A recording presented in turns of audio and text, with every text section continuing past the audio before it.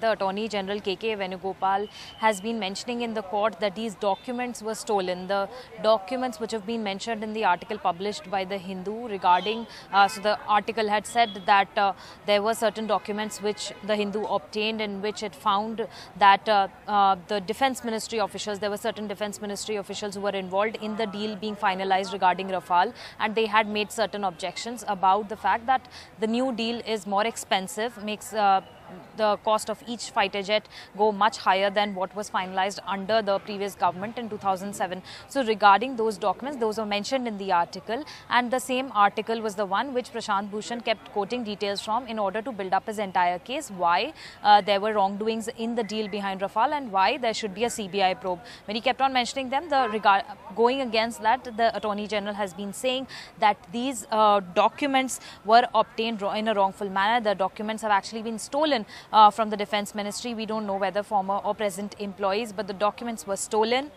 We in fact even wanted to lodge an FIR regarding the theft of these documents, but we couldn't lodge that FIR because in that case we would have also had to lodge that FIR against the petitioners of this case. But the government saying that we are still ensuring that an inquiry is on. So firstly, they are saying that the Supreme Court should not be listening to these review petitions because these petitioners have crossed a certain threshold. They have gone ahead and are mentioning documents that were obtained wrongfully, that in fact are a violation of the Official Secrets Act. So an information which is obtained in an illegal manner, how can you make that as the basis of listening to these review petitions?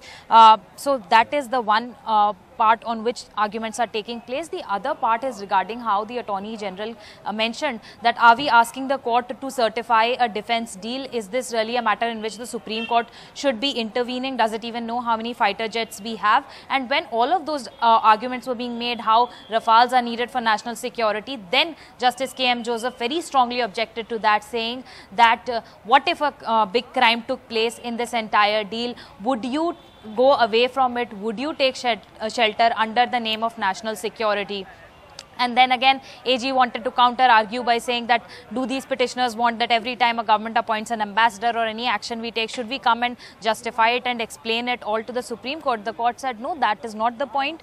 All we want to ensure that no laws were broken in the process. So while the government has been trying to take the entire argument towards the whole concept of national security and trying to put everything under that large umbrella, the Supreme Court has very pointedly noted that we want to ensure that all laws were followed. And here the point is regarding the CBI probe, but that probe now also, whether that will happen or not, the court is yet to decide on that, considering the AG is now pointing out that the whole case that Prashant Bhushan is building up is based on documents that were actually stolen from the Defence Ministry, which is a big allegation. And for the government to say that documents regarding such a crucial deal were stolen, and now even an investigation is on. In fact, they are now also accusing the Hindu of violating the Official Secrets Act. So these two big arguments, whether the documents were legal or not, obtained in a legal manner or not, and secondly, the court should be intervening in a matter of national security or not in a defence deal like this. Ankita. All right, Sukriti, thanks very much indeed for that update. This, of course, as more reports appear in the Hindu, particularly with regard to how the absence of bank guarantees made the Rafale deal 246.1 million euro costlier. Bank guarantees amounted to 7.28% of the contract value, and the bank guarantee factor was missing also in the CAG's report, according to the Hindu.